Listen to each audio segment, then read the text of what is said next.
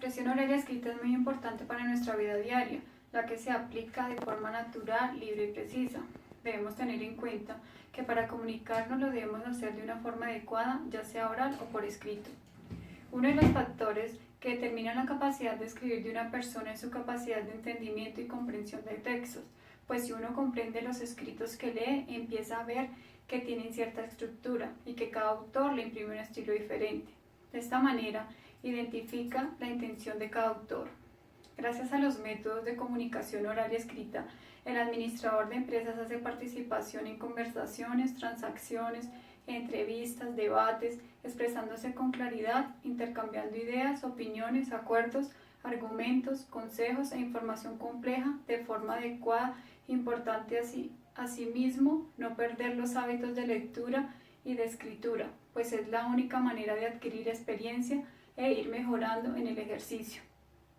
La comprensión escrita debe contener textos organizados para narrar, describir, informar, exponer, argumentar claramente lo que se quiere decir de tal manera que le permite al administrador relatar acontecimientos, comparar y concluir de acuerdo con el tipo de texto y la situación de comunicación, logrando una mayor efectividad en su ámbito personal y laboral.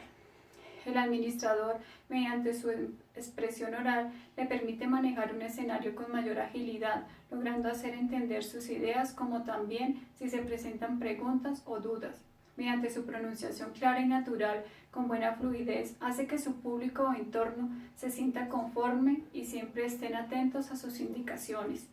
Teniendo en cuenta los conocimientos y habilidades desarrollados mediante las técnicas de expresión oral y escrita, le permiten sobresalir en una sociedad exigente y vanguardista, logrando así posicionarse en un entorno laboral, siendo un profesional integral y exitoso, permitiéndole tener una gran participación a nivel nacional e internacional.